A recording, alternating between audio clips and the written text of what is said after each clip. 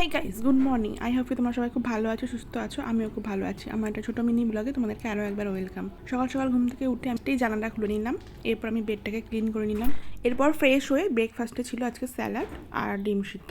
এটা খাওয়ার পর আমি আর বাবাই গেলাম বাজারে। গিয়ে প্রথমেই খেলাম দুজনে মিলে ডাব। এরপর মাছ টাছ কিনে নিয়ে বাড়ি এসেছি। আজকে পাবদা মাছ নিয়ে এসেছি। তো বাড়ি আসার পর স্নান করে পুজোটাও সেরে নিলাম। দেখতে পাচ্ছ এখানে আমার পুজো দেওয়া হয়ে গেছে। শিবের মাথায় জল দিচ্ছি। তো পুজো সেরে নিয়ে আমি রান্নাঘরে গেলাম। এখানে ভাত বসিয়ে দিয়েছি আর মাছের ঝাল বানানোর জন্য যা যা মশলা লাগবে আমি সব রেডি করে নিয়েছি একে একে। এরপর এখানে আমার মাছের ঝাল হয়ে গেছে। ভাত টাত খাওয়ার পর বাবার অফিস থেকে, মানে আমার শ্বশুর মশাইয়ের অফিস থেকে কিছুজন এসেছিলেন। ওনারা প্রত্যেক বছরই আসেন। ওনাদেরকে ভিডিওর মাধ্যমে দেখানো আমার পক্ষে সম্ভব হয়নি, কারণ অ্যালাউ নেই এইভাবে ভিডিও করা। তো যাই হোক, ওনারা এসেছিলেন, কিছুক্ষণ বসে কথা বলে চলে গেছেন।